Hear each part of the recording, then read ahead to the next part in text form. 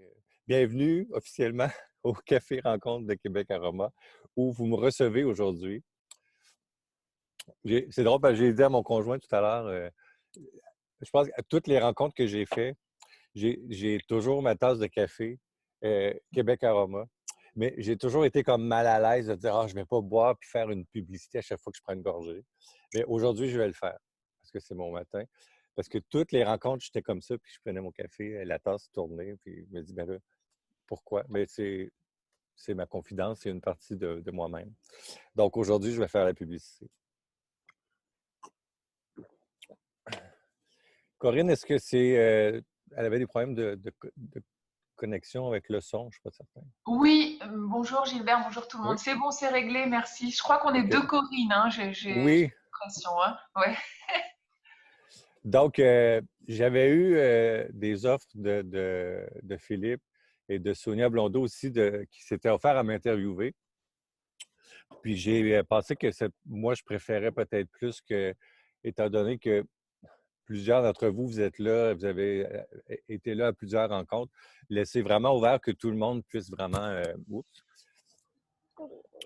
poser les questions, puis s'il y en a, sinon on parlera d'autres choses. On n'a pas besoin de parler de moi. Mais donc, c'est vraiment ouvert. Même, je préfère que vous les posiez en personne si vous avez des questions. Donc, je suis à vous à partir de maintenant. Qui va lancer la première question? Moi, je veux bien, si tu veux, Gilbert. Oui? Gilbert, tu as une formation de musicien, c'est violoncelliste, je crois, c'est ça? Contrebasse. Contrebassiste. Voilà. Quel lien fais-tu, s'il existe un lien, entre les harmoniques des notes de musique et les effluves odorantes des huiles essentielles? Hmm. Je fais pas, je pense pas faire de grands liens. Si je me pose la question, je pense que quand je faisais moi, j'ai commencé en faisant des savons et j'aimais vraiment, j'avais comme pas loin de 25 sortes de savons différentes avec différents mélanges d'odeurs. Puis, donc, je m'amusais vraiment à mélanger le- les odeurs des huiles essentielles pour faire créer des synergies au niveau de l'odeur. Peut-être un peu comme mon agence des sons, parce que j'ai fait aussi de la composition euh, dans ma vie aussi de musicien. C'est un peu le lien que je ferais, je pense.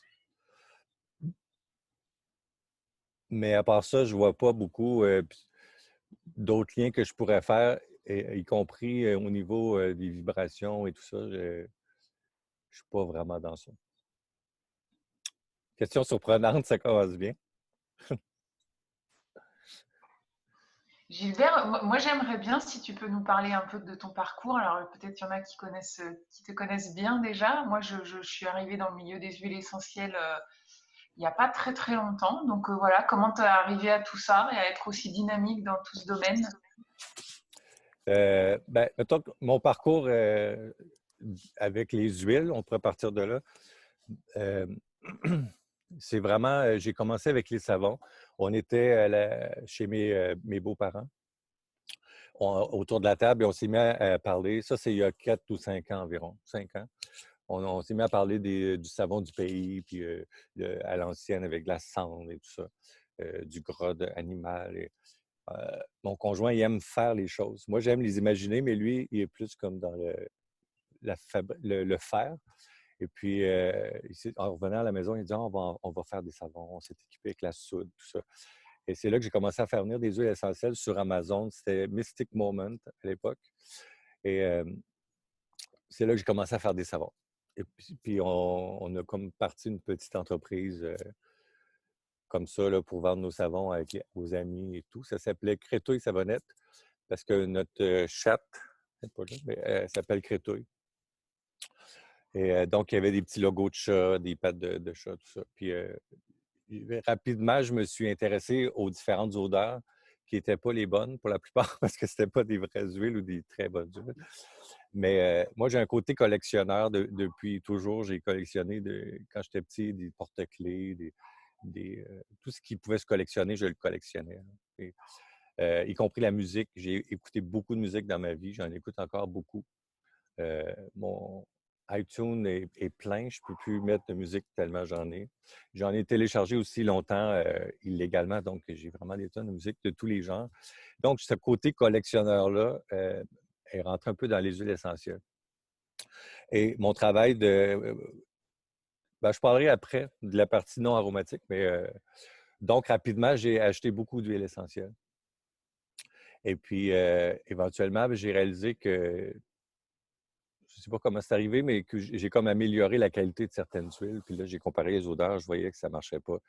Toutes mes huiles sentaient la térébenthine ou quelque chose qui était louche. Puis graduellement, j'ai payé plus cher et j'ai rapetissé les flacons. Je pense que c'est venu en fait quand j'ai commencé à prendre des cours avec Véronique, qui est ici à l'Herbothèque. Je me suis vraiment rapidement intéressé comme à l'aromathérapie, puis j'ai décidé de m'inscrire à l'Herbothèque. Et en prenant le cours, on reçoit des huiles de Michael Zayat, Zayat Aroma. Donc, c'est là que j'ai pu comparer ce que j'avais pour mes savons et les huiles que j'avais reçues pour le cours.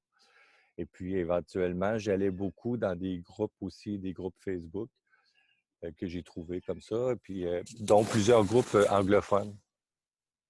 Mais là, je pense que je posais trop de questions ou j'étais un peu entêté et mes interventions n'étaient pas toujours très appréciées dans les groupes, surtout quand je parlais d'ingestion ou je remettais en question des choses. Puis dans ces groupes-là, c'est des sujets qu'on ne peut pas dire parce que tout de suite, on est associé à doTERRA ou à des compagnies qui font la promotion de l'ingestion. Mais là, tu essaies de leur dire non, non, moi, je suis au Québec, puis je ne suis pas dans ces compagnies-là, mais dans mon cours, on en parle, puis c'était un peu compliqué. Puis même si mon anglais était comme excellent, je pense que j'étais perçu comme rude, euh, un peu agressif là, dans mes rencontres, dans mes échanges.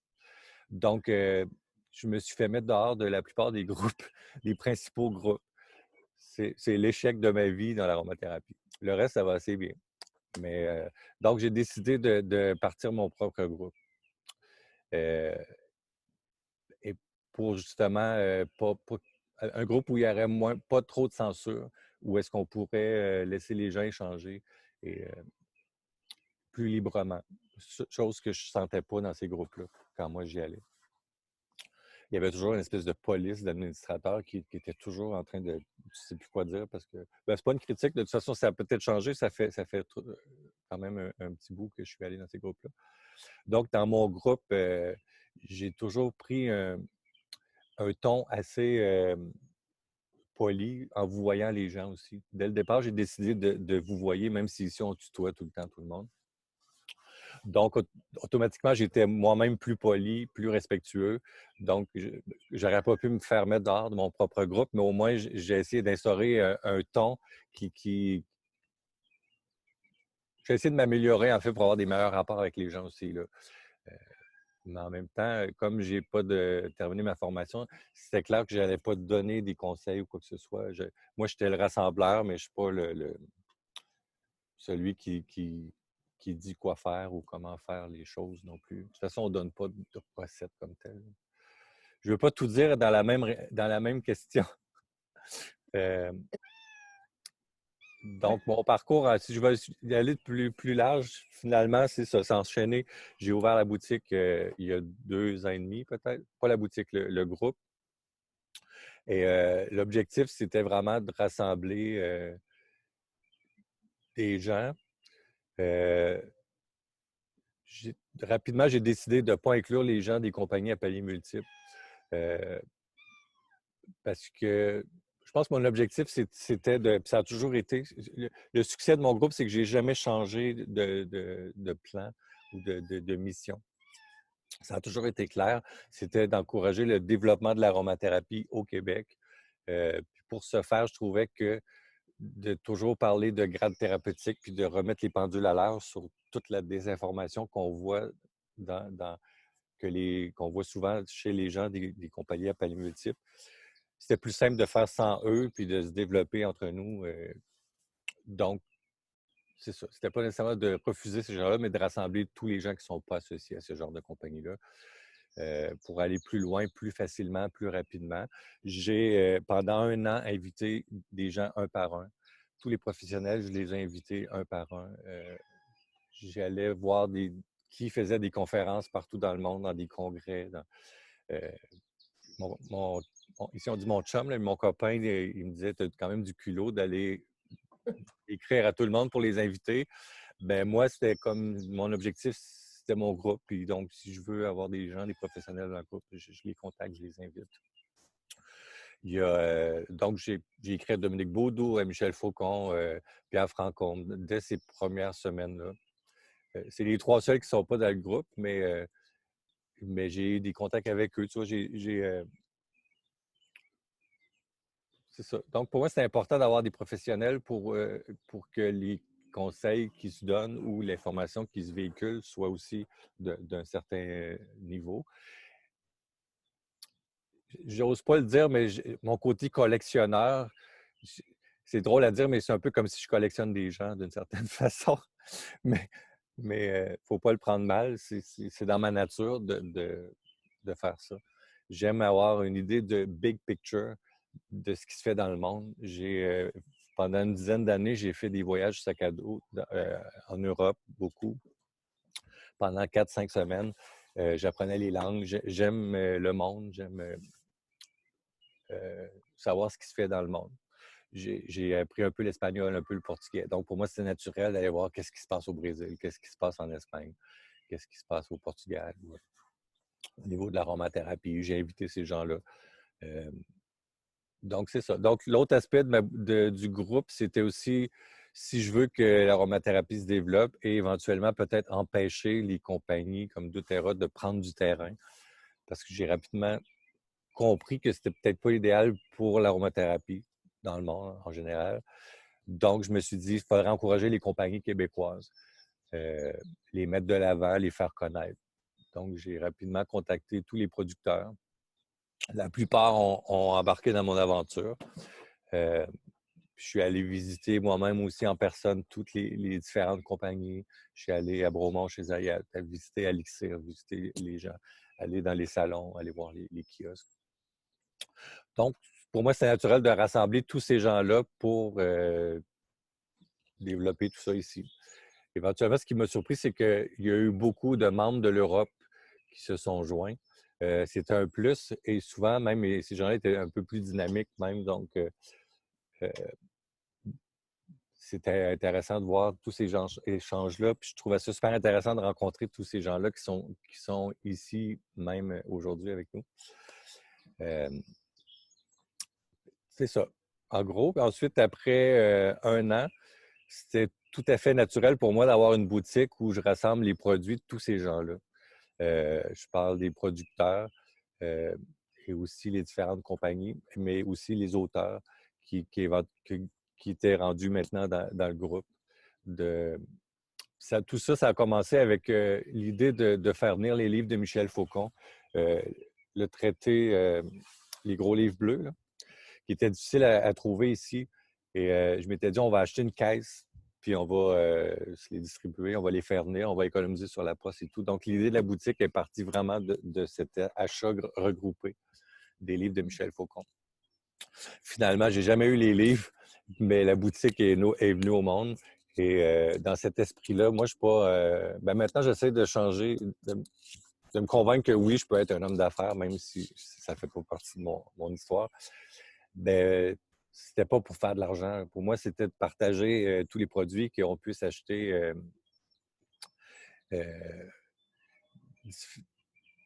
des produits de tout le monde au même endroit, en plus d'acheter un livre. Et un peu comme le centre là, où on retrouve tous ces produits-là. Moi, j'aime ça, les produits. J'aime ça. Le danger, pour moi, c'est de les collectionner. Je veux avoir les huiles de tout le monde. Je veux toutes les vendre. Donc, il faut que je me mette des freins pour ce côté collectionneur-là aussi. Mais j'ai le goût de partager ça. J'ai le goût de les faire sentir, les faire découvrir. Donc, par contre, c'était essentiel pour moi qu'avec la boutique, que je ne sois pas en compétition avec personne parce que j'ai toujours essayé d'être neutre dans le groupe, d'encourager tout le monde. Donc, c'était comme essentiel d'avoir les produits de tout le monde. Donc, je peux faire la promotion de Michael Zayat. Les gens vont aller acheter chez lui ou ils vont acheter chez moi, mais en même temps, je vais faire la promotion d'Alixir. Ils vont aller acheter chez Alixir ou chez moi, mais pour l'instant, je ne suis pas en compétition avec personne, puis je veux que ça reste comme ça. J'ai rajouté des huiles de Astérale parce que c'est des huiles qui n'étaient pas nécessairement disponibles chez ces compagnies-là. Donc, je fais juste offrir plus d'huiles différentes. Mais pour l'instant, c'est ce que... Tout ça, ça se tient ensemble un peu, là. Le groupe, la boutique, mes cafés. C'est aussi ce que je suis fier d'avoir réalisé, d'être en lien avec tous ces gens-là. Je me suis fait beaucoup d'amis. J'ai eu des belles rencontres. Je vais arrêter là pour l'instant, puis on poursuivra avec d'autres questions parce qu'il y a d'autres angles que je pourrais prendre aussi, là. C'est un peu mon parcours avec les huiles. Mon cours, finalement, le cours à l'Herbotech, c'est en 4 modules. J'ai fait le 1, le 2, le 4 et je suis encore en train de faire le 3. Je pense pas que c'est un blocage, mais j'ai pas l'urgence de terminer pour différentes raisons. Mais c'est une autre question. Il y a Sonia Brass. Oui, allez, on va y aller dans l'ordre. Irène, tu avais un petit commentaire? Bien, moi, je te connais depuis un bout de temps et Oui. quand Philippe a parlé de vibrations possibles entre huile essentielle et musique, moi, ce que je t'entends dire, c'est toujours rassembler, faire des choses ensemble, ne pas essayer de concurrencer. Puis ça, c'est tellement le portrait du musicien collectif que tu es, le musicien d'orchestre, l'homme qui est habitué à travailler avec les autres. Tu peux pas te mettre en compétition quand tu es voisin d'un partenaire qui joue le même instrument. Vous faites la même chose ensemble. Puis moi, ce que j'entends de toi, c'est exactement ce que tu fais avec l'aromathérapie. Puis je trouve ça extraordinaire. Ah, merci. Moi, c'est vraiment un bel accomplissement qui va vraiment avec ce que tu es comme musicien. Tu sais, c'est la même philosophie. Merci. Je vais le dire aux gens que Irène, j'ai étudié pendant 10 ans au conservatoire ici à Québec. Et Irène, c'était mon professeur de littérature. Le premier cours au cégep, c'est littérature musicale. Ensuite, j'ai dû faire les cours d'histoire de la musique aussi avec toi. Et il y a aussi des cours d'histoire de l'art. Ah mon Dieu, tu as eu tout ça. Ben oui, tout ça. Puis j'étais tellement un mauvais élève parce que Non. j'étais le genre à arriver. Ben, tu sais, on a 19 ans, 18 ans. On fait la fête. Puis, je me souviens, j'arrivais dans ta classe en retard. Puis je disais, ah, mais ma chatte a eu ses bébés. Puis la semaine d'après, c'est, des trucs comme ça, enfantins. Mais J'ai eu pire comme répertoire d'excuses. probablement, mais j'arrivais à faire rire les professeurs parce que j'étais comme indiscipliné, mais je les faisais rire quand même au final. Donc, c'était pas si terrible. J'ai gardé un beau souvenir, moi, de Oui. toute façon, de toi. Puis tu vois, c'est resté. Ah, ouais, super. Sonia Brassard avait une question. Oui, tu parlais un peu de ton parcours, mais aussi, je sais que tu fais de la distillation avec un alambic Explorer. J'aimerais Oui. ça que tu nous parles un peu de la distillation que tu fais, puis qu'est-ce que tu distilles, qu'est-ce que tu aimes distiller, qu'est-ce qui te passionne là-dedans? Oui. En fait, ce que je n'ai pas dit tout à l'heure, c'est que mon père est décédé au moment où j'ai eu l'idée d'ouvrir la boutique. C'était un peu comme dans les mêmes années. Et c'est sûr que j'ai eu un certain montant à ce moment-là et un élan de ne pas me poser de questions puis de réaliser mes rêves.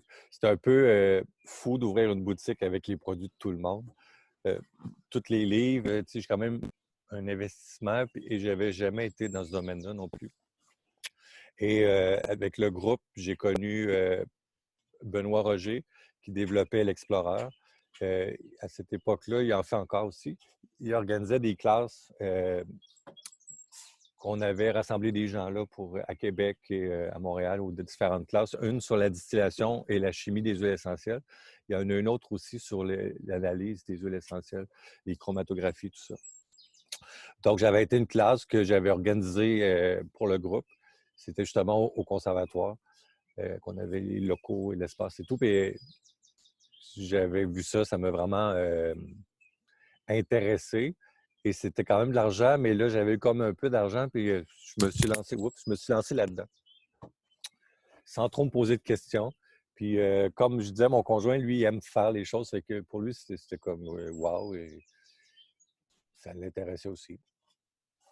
Donc, je me suis lancé dans la distillation. La première année, j'ai fait ma Headset du Tuya parce que j'avais ça près de chez moi. Et je l'ai acheté aussi en sachant que mon conjoint, ses parents sont à la campagne et ils ont une terre à bois avec de l'épinette et du sapin. Il y a un peu de pain gris aussi. Donc, je savais que j'aurais des plantes là, que je pourrais faire. La première année, j'ai surtout fait ces plantes-là, guidé par Benoît. Éventuellement, j'ai fait le module 4 à l'Herbotex, c'est la distillation aussi. J'ai pris le cours aussi avec Maurice Nicole sur la distillation, que ça se passait chez Jean Chapdelaine de Nature Essence, avec qui on a fait une rencontre. Donc, et j'ai refait le cours avec Benoît 2-3 fois parce que je l'organisais, fait que j'avais comme... j'ai repris le cours plusieurs fois, là, finalement, avec Benoît. Et Benoît, il est super parce qu'il reste en contact avec nous. Il s'intéresse à nos explorations, en fin de compte, avec l'explorateur. Donc, on peut avoir un suivi. La deuxième année, j'ai pu commencer plus tôt. Donc, j'en ai fait beaucoup plus. Et c'est là que j'ai essayé aussi la verge. Dans la verge d'or, j'en ai fait la première année. Mais j'ai fait la carotte sauvage. J'ai fait de la chili millefeuille. J'ai fait des tests parce que aussi avec le groupe, j'ai rencontré des nouvelles amies. En fait, je les ai rencontrés dans des cours aussi avec Benoît, tout ça, mais c'est des amis qui sont beaucoup plus dans les herbes aussi, plus que moi. Donc, je découvrais des plantes. L'année passée, j'ai découvert plein de plantes que je ne connaissais pas.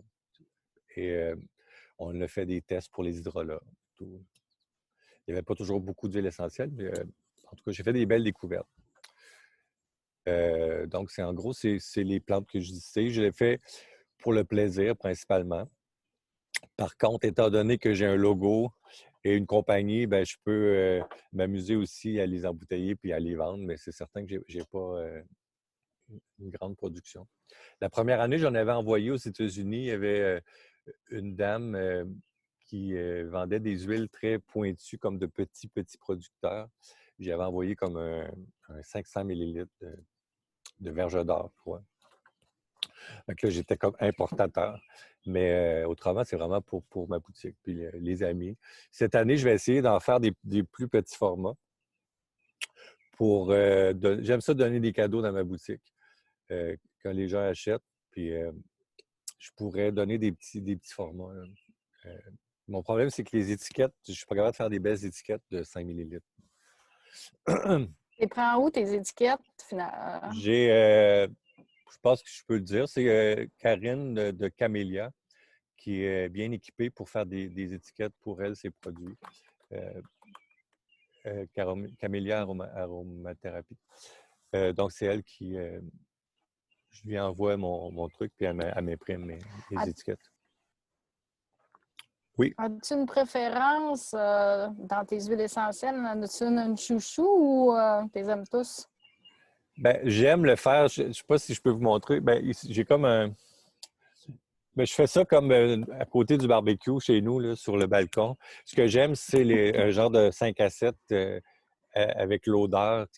On est baigné dans l'odeur. Que ce soit le tuya ou n'importe quelle plante, c'est ce que j'aime, c'est ce moment-là. Je pars ça à 2 heures l'après-midi ou à 1 heure, puis ça dépend des plantes. C'est certain que la carotte sauvage, c'est une de mes préférées. C'est une de mes découvertes l'année passée. J'ai vraiment beaucoup aimé la carotte sauvage. L'odeur, je ne sais pas, il y a quelque chose de... J'aime les cueillir aussi. C'est comme des petits... C'est squeaky, là. Je ne sais pas. Il y a un rapport avec la plante aussi. La verge d'or, j'ai un peu... on a 4 ruches dans notre cour ici. Puis c'est probablement ces mêmes abeilles-là qui se retrouvent où je cueille ma verge d'or. Mais souvent, on se fait piquer quand on cueille ça. Je les aime toutes. J'aime beaucoup les fleurs, je pense. Je peux continuer? Corinne demande, es-tu heureux dans cette réalisation, sous-entendu davantage que ton ancienne activité? J'ai découvert il y a 2 jours, 2 ou 3 jours, j'ai eu un flash, j'ai réalisé que... Parce que quand les gens me demandent pourquoi tu fais tout ça, j'ai comme pas la réponse. Je le fais parce que j'ai l'idée de le faire, mais je pense que dans mon travail des 10 dernières années, j'ai vécu beaucoup d'isolement, euh, pas beaucoup de reconnaissance, beaucoup de frustration. J'ai fait un burn-out, j'ai eu des crises de panique, d'anxiété. Je pense que le groupe, j'ai mis beaucoup d'énergie, mais ça m'a apporté énormément de tout ce que j'avais besoin, y compris mes rencontres des 30 derniers jours. C'est quelque chose qui m'a apporté beaucoup euh, personnellement.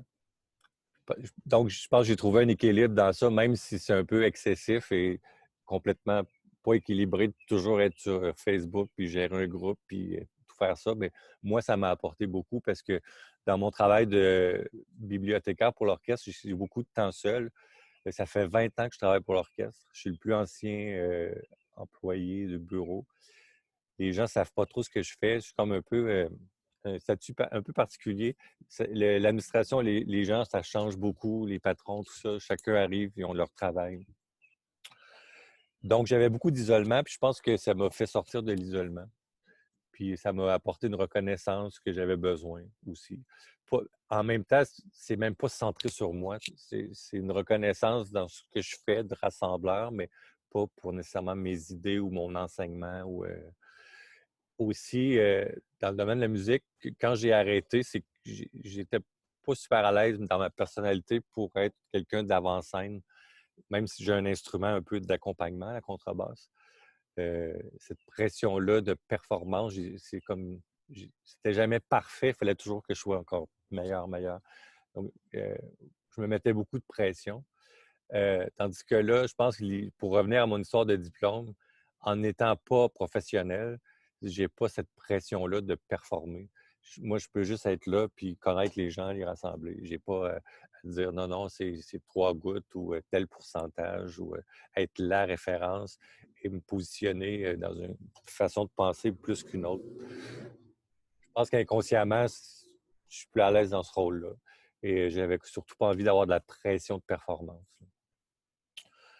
En même temps, de faire des cafés rencontres, ça m'a permis de m'ouvrir aussi aux gens, de sortir derrière l'écran, puis d'être là sans trop me poser de questions, et prendre confiance en moi. Ça m'a aidé beaucoup. Puis c'est grâce à vous qui étiez là pour être présent là, aussi à ces rencontres-là. Fais-tu aussi de l'apiculture?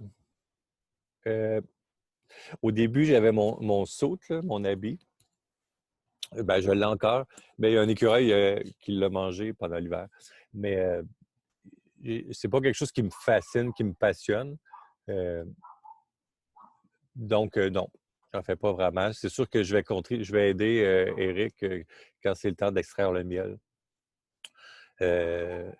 Ou quand il faut déplacer une ruche ou des trucs comme ça. Là, mais je ne participe pas vraiment. Lui, il va y aller à chaque jour ou régulièrement. Il aime ça passer du temps. C'est comme très zen d'être calme, d'ouvrir, d'inspecter, trouver la reine. Lui, c'est quelque chose qu'il aime beaucoup, mais je ne participe pas nécessairement. Justement, tu viens de redire le terme excessif. C'est le mot que tu emploies dans ta description écrite. C'est péjoratif. Qu'en penses-tu? Ce n'est pas plutôt de la boulimie d'apprendre?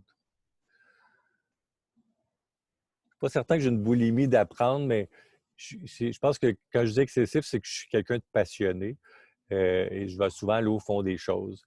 Je suis aussi idéaliste et c'est peut-être, oui, ça sonne péjoratif, mais c'est une de mes plus belles qualités d'être excessif, un peu dans le sens que quand je collectionne, je veux avoir toutes les huiles, je veux toutes les découvrir. C'est excessif, mais c'est aussi beau. Là. Je ne sais pas si j'ai une soif d'apprendre, j'ai une soif de connaître, je pense. Je pourrais pas plus. Oui, je vais au bout des choses. Est-ce qu'il y a des questions en personne? Moi, j'ai une question, s'il y en a. Oui. Tu as parlé tout à l'heure des compagnies à paliers multiples. Alors, moi, je ne connais pas. Est-ce que tu peux nous en dire un mot de comment ça fonctionne, ces compagnies-là?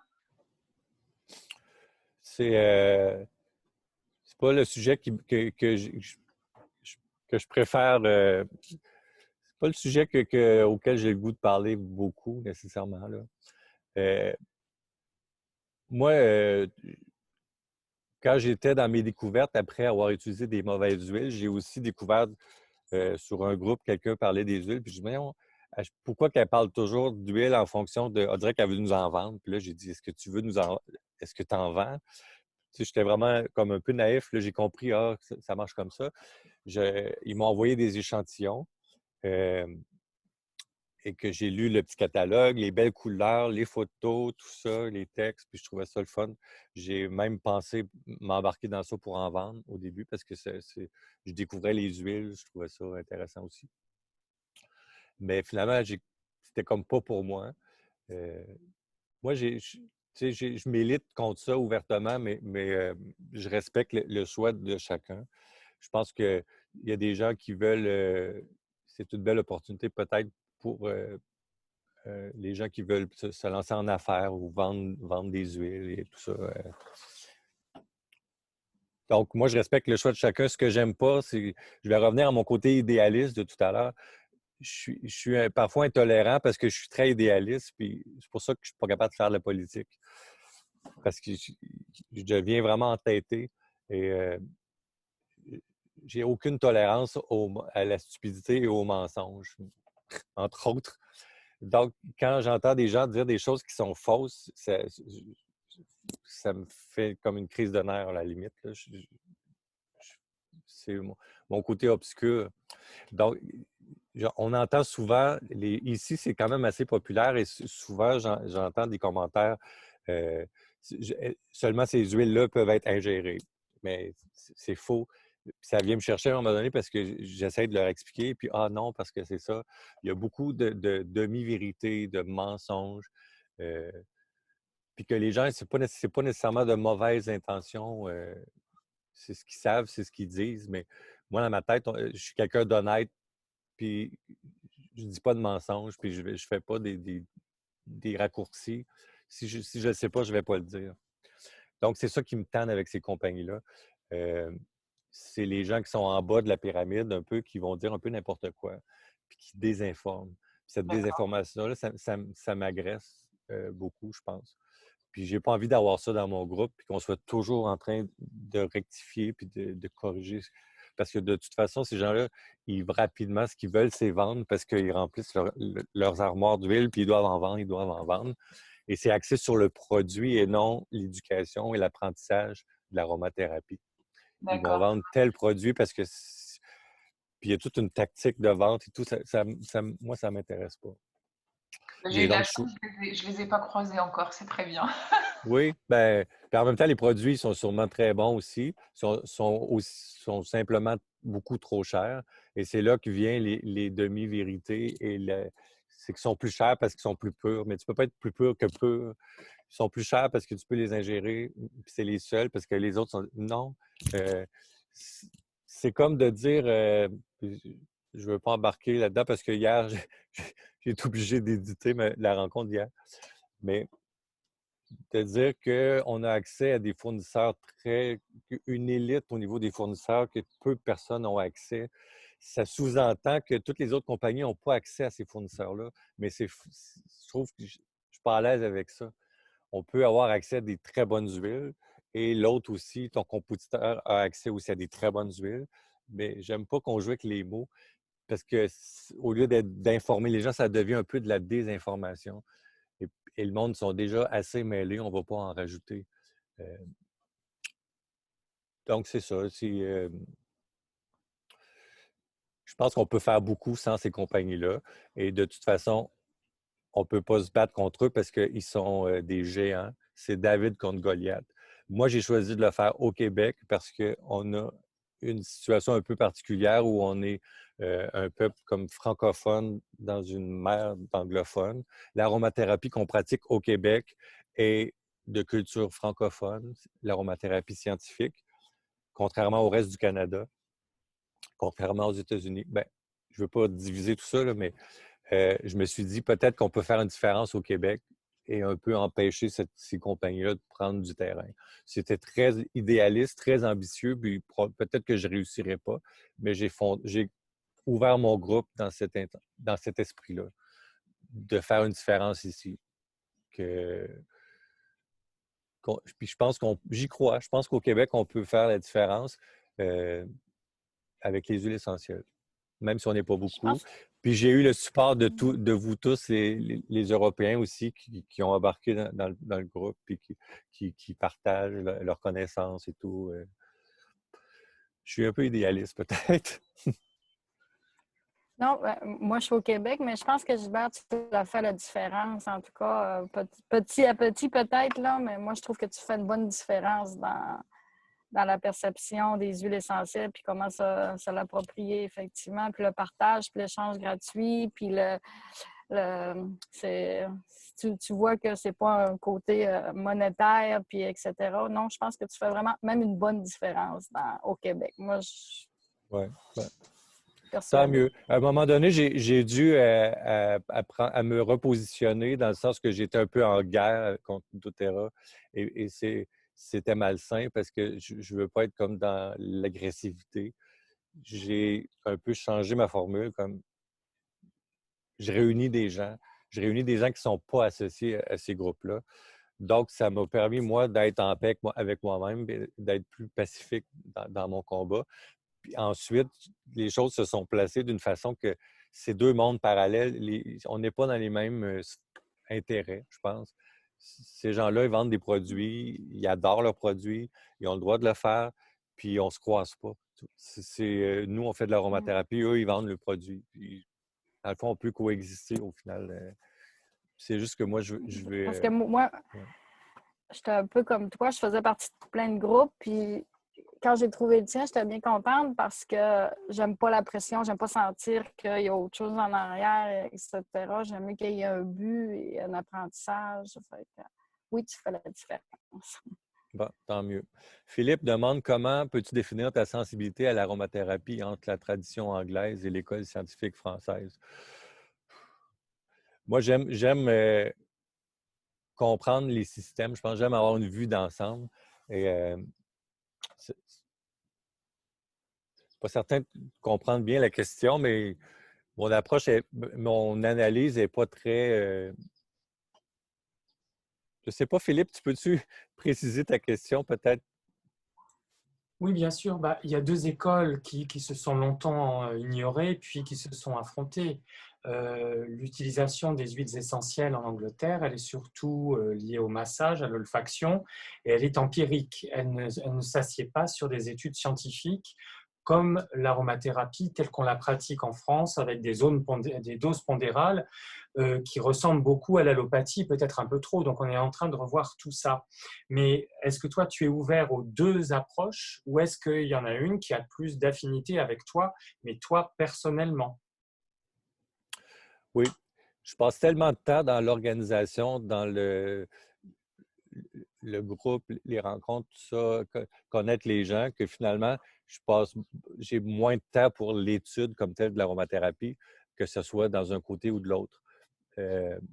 Donc, je ne me positionne pas, j'essaie de rester ouvert à tout. Je pense que je suis plus du côté de l'aromathérapie scientifique. Moi, ce que je vois, c'est que du côté anglophone, ils sont aussi très scientifiques, mais evidence-based, c'est des petits pourcentages. C'est vraiment, on y va avec Robert Tisserand et, c'est scientifique, mais on ne va pas dépasser ces dosages-là parce que c'est pas prouvé scientifiquement ou il y a pas les recherches ne sont pas assez complètes. Donc, dans les deux côtés, c'est très scientifique, mais finalement, j'ai moins d'affinité avec le côté dogmatique de mettre des barrières, de mettre un frein, de mettre des moins gros, de dire on ne peut pas faire ça. Ça, c'est ma nature. Je déteste les dogmes ou ce genre de frein-là. J'aime ça être libre, ouvrir les horizons. Donc, j'irais plus avec l'aromathérapie scientifique française, mais en même temps, si on y va plus du côté holistique, ben, quand on ne tombe pas dans ces dogmes-là de dire non, ben là, on ne peut pas faire ça, il ne faut pas dire ça, il ne faut pas faire ça. Côté anglophone peut être super intéressant au niveau émotionnel et tout, d'autres approches. Je reste ouvert à tout, mais c'est comme je n'ai pas le temps de tout appliquer ce que j'apprends, de tout explorer dans toutes les directions. Tu vois, on a parlé beaucoup d'olfaction. Moi, je suis quelqu'un de... Vous le voyez, je suis quelqu'un de nerveux. Je me suis dit aujourd'hui, je ne vais pas bouger, mais j'y arrive pas. Mais c'est pas ma force de me recentrer, faire la méditation, prendre le temps de respirer les huiles.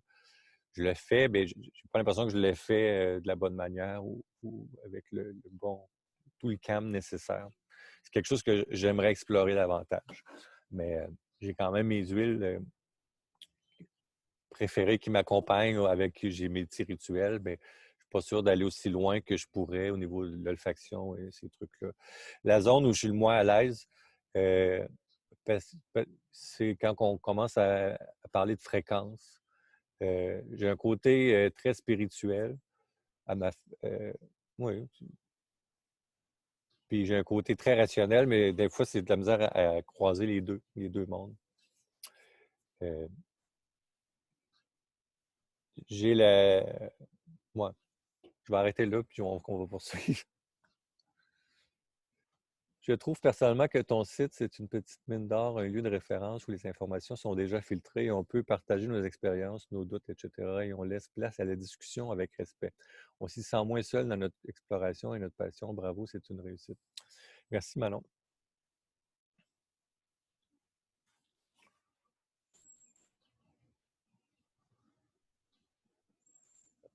Il n'y a plus de questions, pardon, j'ai des petits rapports.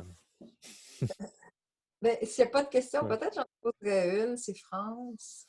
Oui. Tu as un talent inouï de rassembleur. Puis moi, ce que je trouve, je me dis, en arrière de toi, là, dans ta petite tête, est-ce qu'il y a comme un but qui chapeaute ça? Parce que on pourrait aller tellement plus loin. Depuis que tu fais toutes ces rencontres-là, aussi, je me rends compte que les personnes, il y a plein de personnes que tu as invitées que j'ai connues sur un nouveau jour avec tes questions. J'ai comme l'impression qu'en humanisant toutes les connaissances, les personnalités de chacun, je me demande si tu as un but pour aller encore plus loin que ça. Si c'est quelque chose qui mijote en toi par rapport à ça. Je pense que je suis quelqu'un de créatif. J'étais comme un artiste dans la musique et tout. J'ai beaucoup d'idées. Et ce qui est arrivé avec ces rencontres-là, c'est que j'en ai trop. J'en ai trop planifié. Parce qu'après un mois, je commençais déjà à être ailleurs, à avoir des idées, à voir où est-ce que ça peut aller. Ça ouvre des portes. Et puis, mais là, je devais répéter bonjour, voici le café Québec Aroma. Tu sais, et j'adore le faire encore. Il en reste quelques-unes, mais c'est que à un moment donné, j'avais des idées pour aller plus loin. Ce qui m'a surpris dans toute ma démarche depuis 3 ans, c'est que tout ça, ça a été toujours animé par le même objectif. Je ne sais pas c'est quoi exactement, c'est de développer l'aromathérapie ou rassembler des gens, mais je ne me suis pas éparpillé tant que ça. Tout est toujours dans la même direction. Je pense que cette direction-là il y a quelque chose de plus grand que moi qui m'anime, je pense. J'ai l'impression que je fais ce que je dois faire. J'ai eu l'impression dans les dernières années d'être sur mon X. Et même si je ne comprends pas toujours pourquoi je le fais parce que j'ai eu l'idée de le faire. Puis donc, je le fais. Puis, il y a 3 mois, je n'aurais jamais pensé vous parler là, sur Zoom ou faire des entrevues. Là. Puis que je me promène, puis que je vois sur les groupes en France, mais je vois ma face.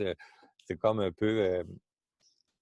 C'est pas moi, c'est pas le mois d'avant, mais en même temps, le COVID, le confinement, Zoom, tout ça, à un moment donné, les choses changent. Mais je pense que mon X est là, puis je me ramasse un peu sur mon X, puis je fais ce que je dois faire, sans trop me poser de questions. Mais ça, c'est bien parce que je viens d'avoir 50 ans en avril et je commence juste à trouver, à être moi-même ou à être un endroit où je me sens bien, je m'affirme, j'exploite ce que je suis. Jamais trop tard, j'imagine. Mais Gilbert, comment tu Une arrives question. à organiser ton emploi du temps? Ben, ce qui me vient en tête, c'est que quand on est musicien, euh, on est notre propre produit. Quand je joue de la contrebasse, quand je jouais la contrebasse, mon problème, c'était aussi que je mélangeais moi avec mon travail, moi avec mon produit, moi avec ce que je fais. Tout est comme très imbriqué. Donc, si tu joues mal, donc tu es une merde. Si, si tu es une merde, tu vas te mettre à jouer mal. Tout est comme toujours imbriqué. C'est ça que je trouvais ça très difficile. Euh, mais j'ai comme transféré que j'ai mon téléphone cellulaire, j'ai ma tablette, j'ai le groupe. Chaque personne qui rentre dans le groupe, j'ai des demandes à chaque jour. Je leur écris un message de bienvenue individuel. C'est sûr que je fais un copier-coller, mais chaque personne, depuis 2 ans, a son message d'accueil. Il y en a qui le voient un an plus tard parce que ça a été dans les messages cachés ou indésirables, mais c'est du temps aussi. Mais pour moi, c'est important de le faire. De toute façon, tous les gens qui font la demande aussi, je filtre, j'ai beaucoup de demandes, puis là, ils me disent la compagnie préférée, c'est doTERRA. Ça m'arrive souvent d'échanger comme 30 minutes avec eux. Parfois, je les récupère dans le groupe. D'autres fois, je leur dis, ben, allez dans des groupes où ils parlent de doTERRA. Ça prend beaucoup de temps, beaucoup d'énergie, mais la technologie, elle nous accompagne, elle est là tout le temps avec nous, les téléphones. J'ai un conjoint qui est compréhensif, j'imagine aussi. Parfois, ça a été plus difficile parce que ça prend trop de place. On se ramène et on dit, OK, là, il faut que je prenne une pause, mais c'est mon bébé.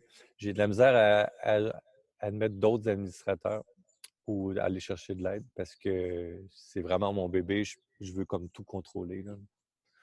Mais j'y arrive. Je ne sais pas comment répondre, là, mais c'est aussi... Eric, pourrais-tu baisser le son parce que je m'entends? Je m'entends dans la maison, puis c'est un petit peu... Irène, tu avais un commentaire? Philippe, est-ce que ça répondait à ta question?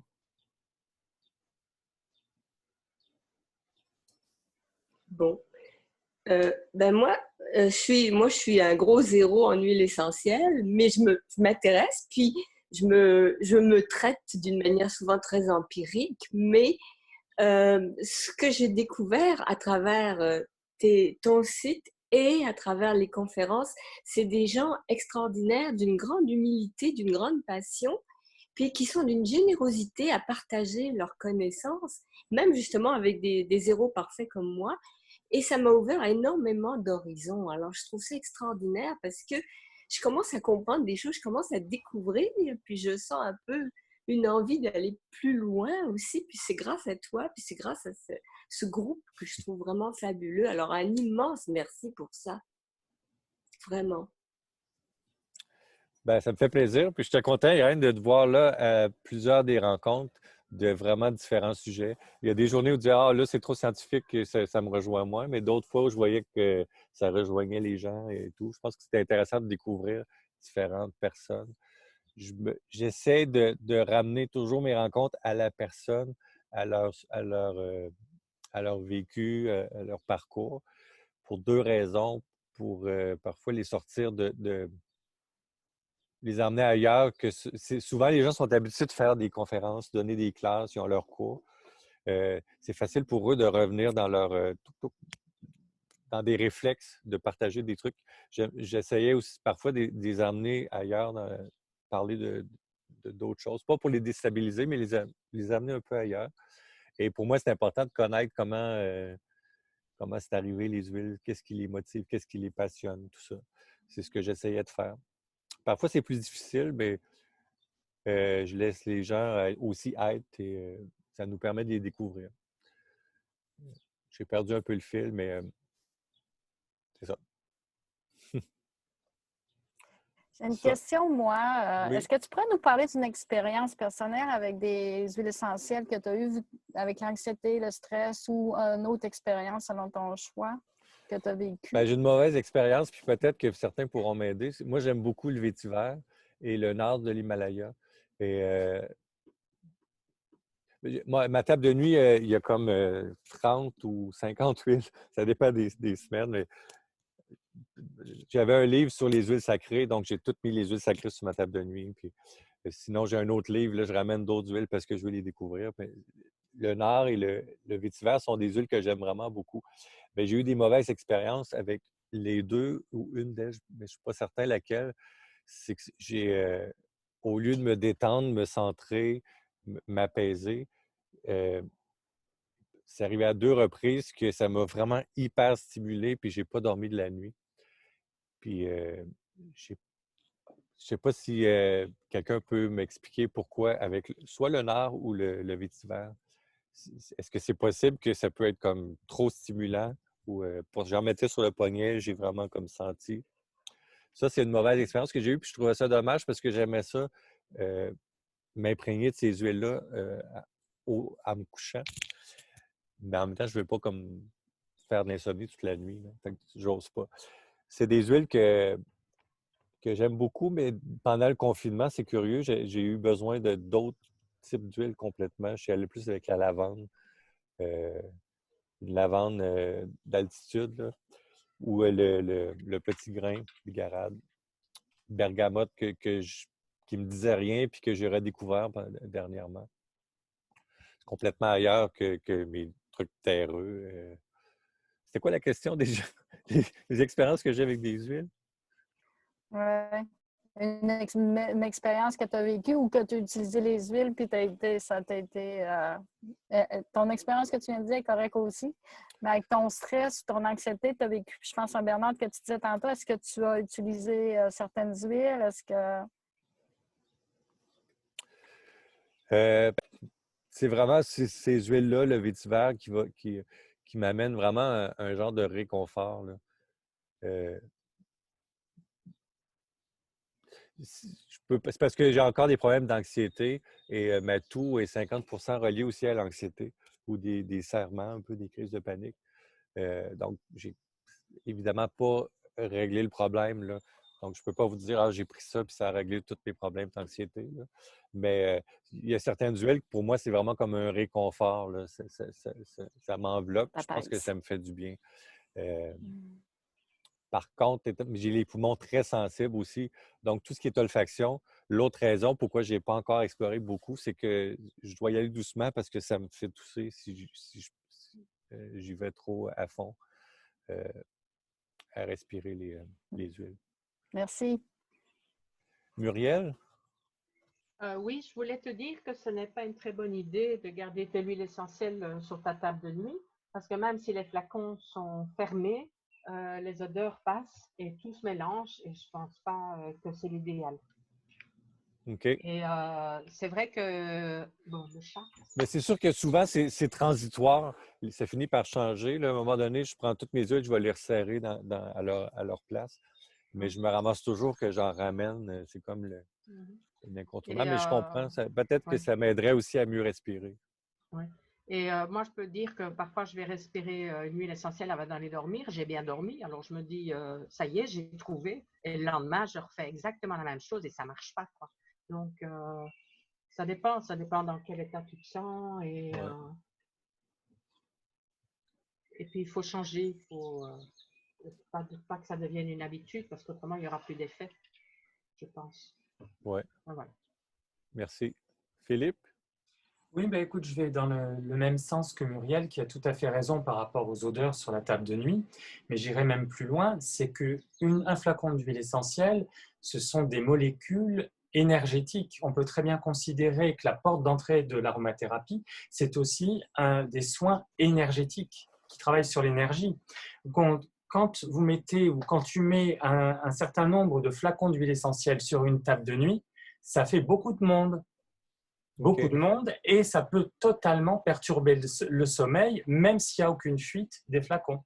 C'est simplement énergétique. On ne met jamais, jamais plus d'un ou deux flacons sur une table de nuit. Wow! C'est vrai qu'il y a beaucoup de monde, là. Ben merci, c'est vraiment à considérer. Oui.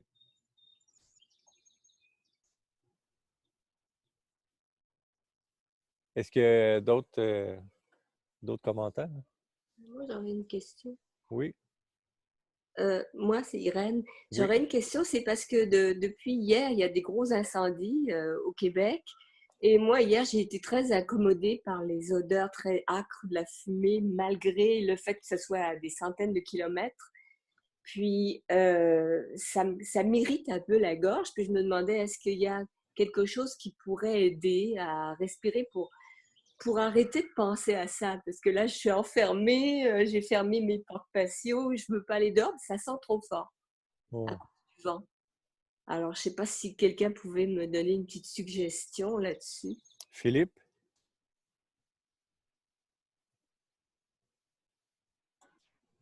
Avec plaisir. Oui, alors, il y a deux choses différentes, Irène. Dans l'irritation de la gorge, ce qui peut se passer, c'est que les huiles essentielles vont empirer l'irritation, puisqu'une huile essentielle, c'est du feu, c'est extrêmement actif. Alors, il faut faire très attention parce que quand on respire des huiles essentielles, parce que moi, je serais tenté de vous dire, allez vers des conifères, allez vers la pruche, allez vers l'épinette, qui sont très aératoires en quelque sorte. Hein. Elles vont vous aider à respirer, mais vous risquez aussi d'irriter un tout petit peu plus la gorge, tout simplement parce que les molécules vont non seulement monter dans les sinus, mais aussi descendre dans les alvéoles pulmonaires. Donc, le mieux, ce serait peut-être de réhydrater la gorge, tout simplement en mettant 1 ou 2 cuillères de psyllium blond dans une infusion tiède, une infusion désinfectante avec du thym, du romarin, quelque chose comme ça, avec un peu de miel. Vous allez faire gonfler ce psyllium blond pendant quelques minutes et à chaque gorgée, parce que vous allez boire par gorgée, vous allez mélanger et le psyllium va vous hydrater la gorge et certainement vous soulager, beaucoup plus qu'une huile essentielle. Merci beaucoup. Merci. Nancy aussi parlait de décoction de guimauve. Oui. Je ne sais pas si je pourrais rajouter une petite chose. Oui, oui. Il y a des soins ayurvédiques qu'on peut faire aussi, comme le matin, avec de l'huile de sésame, qu'on met dans la bouche et qu'on fait promener dans la bouche un peu partout. Et puis, par la suite, on la jette parce qu'évidemment, ça ramasse des bactéries, et ainsi de suite. Et puis, ça fait comme une espèce de... pas une pellicule qui nourrit, un peu comme les huiles nourrissent. On peut le faire avec le coco aussi. Mais le but, c'est vraiment de faire promener ça dans la bouche au moins une dizaine de minutes. On peut aller jusqu'à 15 minutes. Puis comme toi, tu avais souvent des toux, c'est quelque chose qui est une belle hygiène à faire en se levant le matin à jeun. Il y a d'autres huiles qu'on peut utiliser, mais déjà coco, puis on peut varier. Et puis, ça fait un beau nettoyage aussi en même temps. Puis une forme de, peut-être pas hydratation, mais de nourrir émolliente. Émolliente pour... OK. Ensemble, on sait tout. Puis C'est quoi l'expression? on ne jette pas les résidus, comme le coco, entre autres. On met ça dans une poubelle, là, pas parce que ça va se refiger, parce que le fait de le mettre dans la bouche, ça devient liquide avec la chaleur.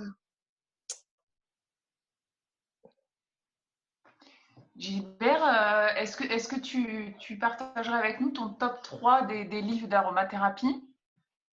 Ah.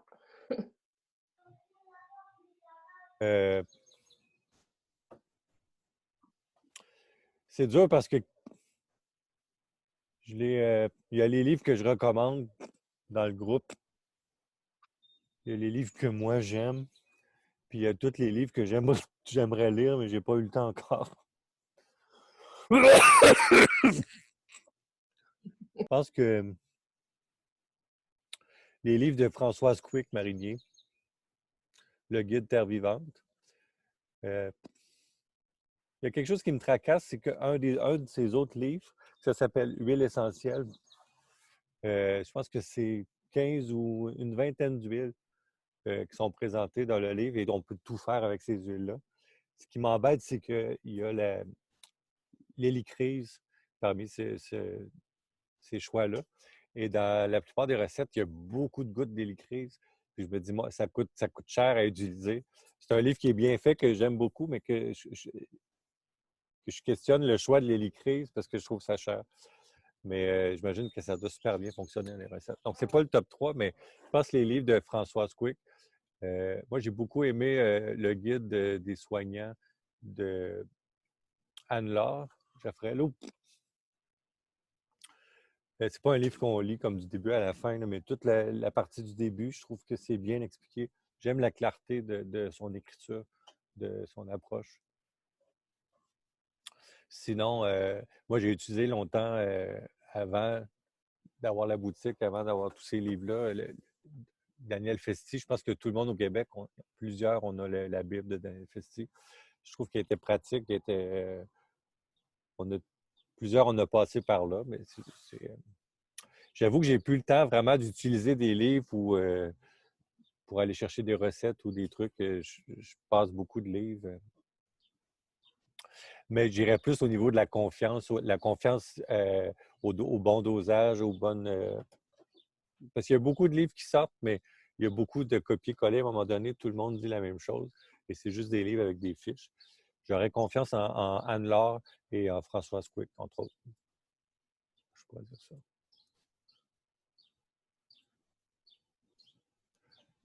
Sinon, je ne vous ai pas parlé des compagnies québécoises, mais je trouve ça intéressant. Moi, je suggère aux gens, l'été, si vous sortez, allez visiter aller à Bromont, voir Michael Zayat, voir son entreprise, la boutique, aller voir Alixir, aller essayer d'aller voir les producteurs. Pranasens. Moi, c'est quelque chose que j'ai beaucoup aimé faire.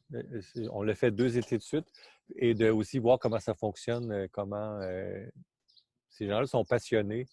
Ils produisent des belles huiles. Je trouve que c'est des choses à découvrir, là. Comment va ton livre Voyageur? J'ai perdu le fil avec le livre Voyageur. Je parlais tout à l'heure que j'ai des idées. Ça en était une belle idée de faire voyager un livre, mais c'était difficile de faire le suivi. Et au début, j'ai mis des livres qui n'étaient pas très chers ou peut-être pas suffisamment intéressants pour que ça voyage. Mais faudrait que je relance dans le groupe, voir si le livre est où il est rendu. Muriel, il faudrait que tu nous parles bientôt de ton séjour à Vitalba en Corse. On se fera un petit spécial retour d'expérience.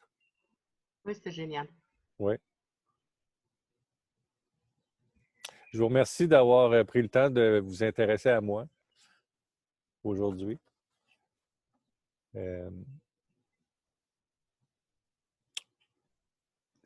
L'idée m'est venue, je vais juste l'ajouter parce que hier, c'était la première fois dans toutes les rencontres que j'ai faites où j'ai un peu donné mon opinion, où j'ai un peu... j'ai regretté par la suite parce que c'était délicat et je veux pas nécessairement me ramasser avec des mises en demeure parce que je veux être bienveillant dans mes rencontres. Et je pense pas d'avoir parlé non plus en mal de personne, mais on a abordé des sujets où j'ai comme pris un peu de place. Et je me suis dit, ben tant qu'à être rendu là, je vais le faire aujourd'hui. J'ai comme décidé de dire, ben je vais la prendre la place et je vais dire ce que je pense, je vais l'assumer. Et même que là, on me fait parler de doTERRA, j'assume ça aussi. Donc, c'est pour ça que je me suis dit, bon, ben aujourd'hui, ça va être mon tour. Bien, pour moi, tout ça, c'est nouveau aussi. Puis je vous remercie de me laisser cette place-là, de me laisser être, apprendre à me connaître à travers tout ça. Je ne veux pas être sentimental. Je pense que vous commencez à voir avec qui vous avez affaire, mais c'est très apprécié. Je vous remercie de votre confiance aussi dans tout ça. Amen. Un grand plaisir. Merci. Donc, c'est la fin des rencontres bientôt. Il en reste quelques-unes. J'ai hâte de voir la suite. Moi, j'aimerais ça faire des mini-classes, des mini... pas moi, mais avoir des invités. Et que ces gens-là puissent être énumérés aussi. L'important pour moi, je l'ai déjà dit, mais je le répète, dans mes rencontres, je ne voulais pas que ce soit des classes ou des conférences parce que tout ça, ça a une valeur et ça se paie aussi. Les gens acceptaient de le faire bénévolement, donc on parlait d'eux. Mais éventuellement, à la rentrée, j'aimerais pouvoir profiter de l'expertise de tous ces gens-là et qu'on puisse apprendre, qu'on puisse se perfectionner et à un coût accessible pour des trucs de durée peut-être pas trop longue pour qu'on puisse cumuler toutes ces classes-là plus facilement. Donc, j'essaie de voir la meilleure formule, mais c'est dans le collimateur. J'essaie de lire tout ce que vous me dites. Là. Merci beaucoup. Je vous souhaite une belle journée. Puis merci encore d'avoir passé cette heure-là avec moi. Merci, Gilbert. Oui, merci beaucoup. Merci, Bye. à bientôt. Oui, Au revoir, tout le monde. au revoir. Merci. Au revoir tout le monde. Merci à tous. Bye, merci. Salut, Gilbert.